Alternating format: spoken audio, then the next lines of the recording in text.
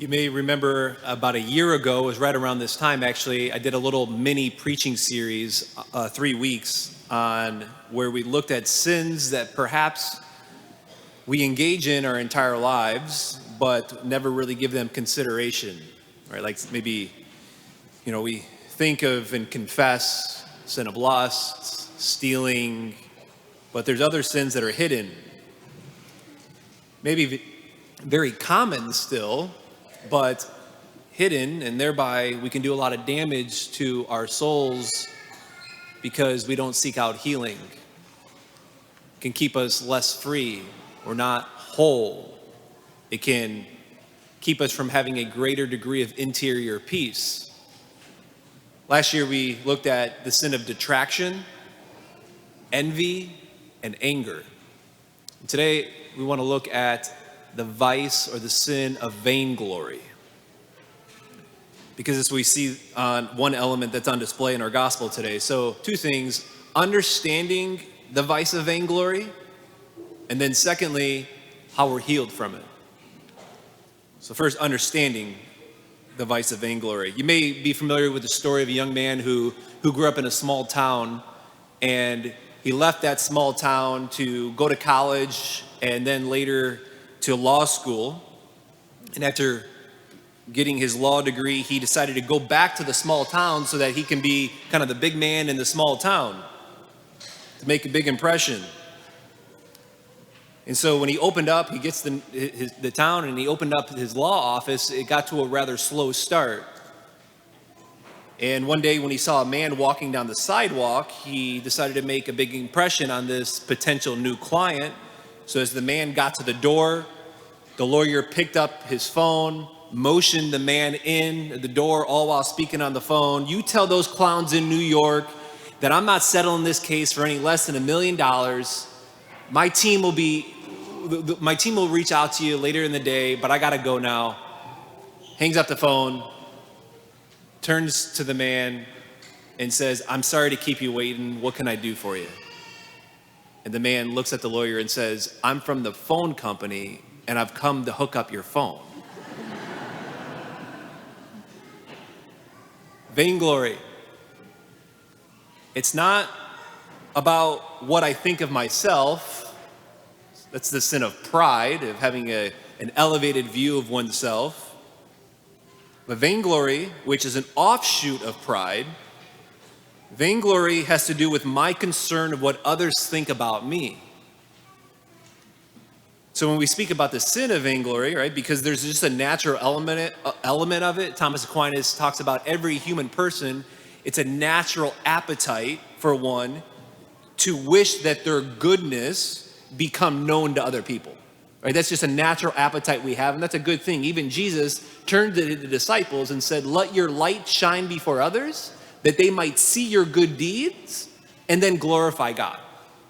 Right? So it's a natural appetite we all have, and even Jesus says, we want that to happen.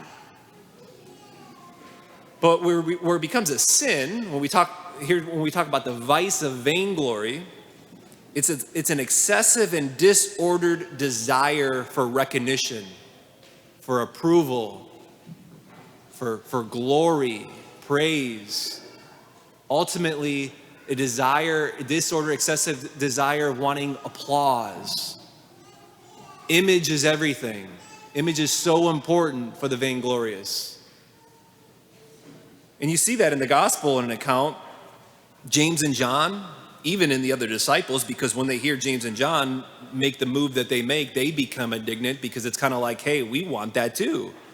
But right after the Lord tells them on what's ahead of him about to die and how he's going to die, James and John, clearly not getting it, say to Jesus, "Grant that in your glory we might sit one at your right and one at your left."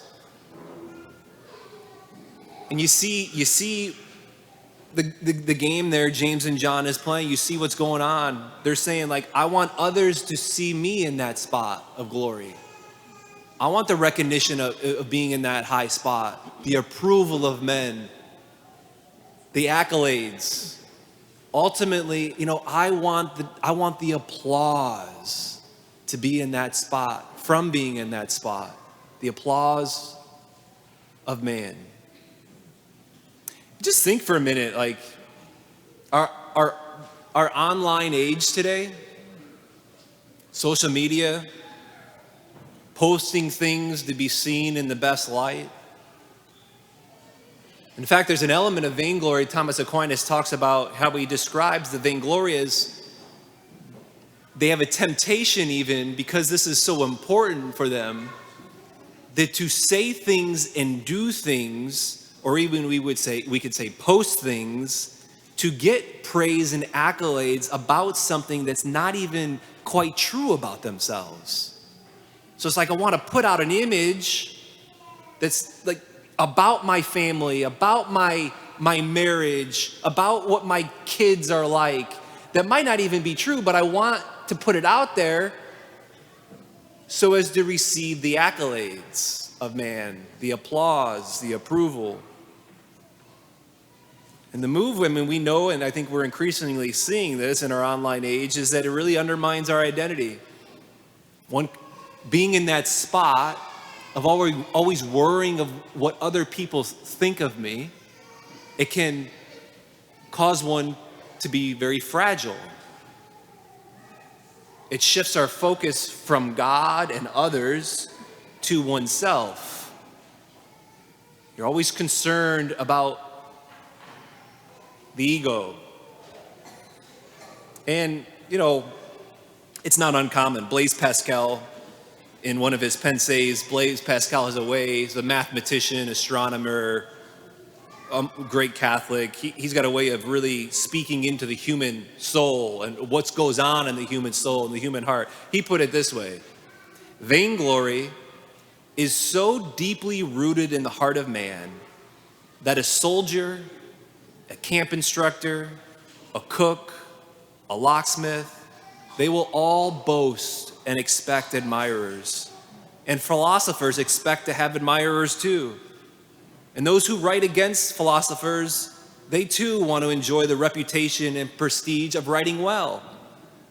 And those who read them want to enjoy the notoriety of having read them. And I, who am writing this now, have perhaps the same desire. And perhaps those who will read this have it as well.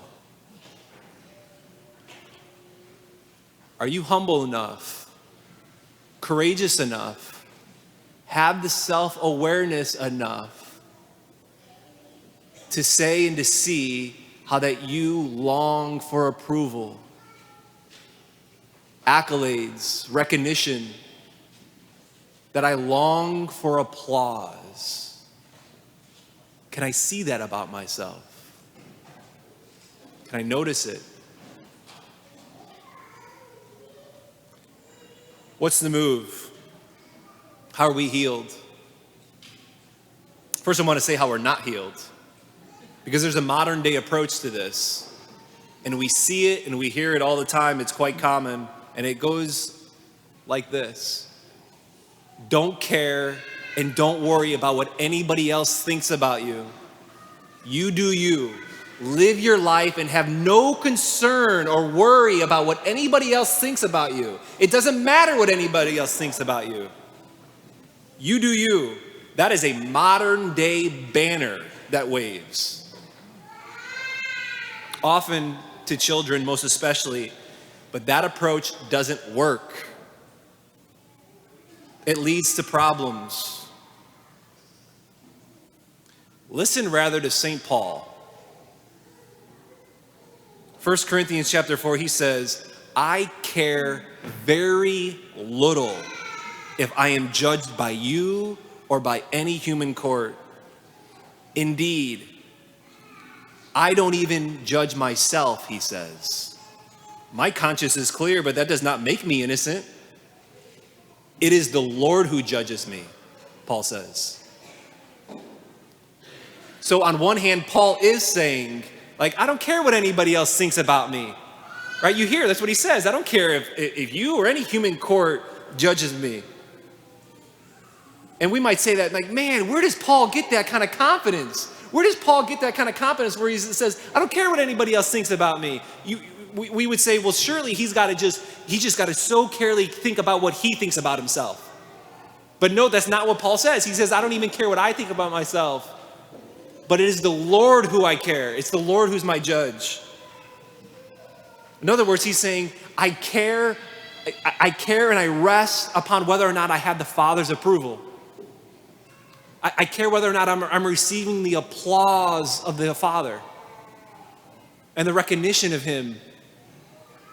If I'm receiving the accolades from him. We long, that's what we were created for. We need that. We have to have it. Do you and I think like Paul? Do you know at the end of the day that you have an audience of one? Do you know how badly you desire the applause of God? And do I regularly soak it up? Do I turn to him and say at times like, Lord, I need this right now. Like I need your recognition, I need your approval, I need your applause, I desire, I crave it. Actually, my heart was created for it. And my soul is maybe turning this direction or that direction because right now, as of late, I haven't been getting and receiving and sitting and soaking up your applause that you have for me. We have to regularly soak it up if we want to be freed, if we want our ego to be freed from a tireless pursuit of seeking the applause of man. So I want to end with this. James and John, vainglorious spot. The others are as well. They become indignant because they want it too. This is how Jesus responds. I just will quote the last line that we hear in the gospel because it kind of sums up the move that Jesus makes in his response to James and John. He says, "For the Son of Man did not come to be served, but to give his life as a ransom for many." What happened to Jesus? The one person in history who deserved the ultimate praise, who deserved the ultimate recognition, the ultimate approval, the ultimate applause, if you will. He was mocked. He was spit on. He was shamed and humiliated, rejected even by God on the cross. Why? We see in our second reading, Hebrews, we don't have a high priest, Jesus, we don't have a high priest who is unable to sympathize with our weaknesses. Think of that. God gets us in our brokenness and weakness. We don't have a high priest who's unable to sympathize with our weaknesses. Or as Paul later says, he who knew no sin became sin so that we might then become the righteousness of God.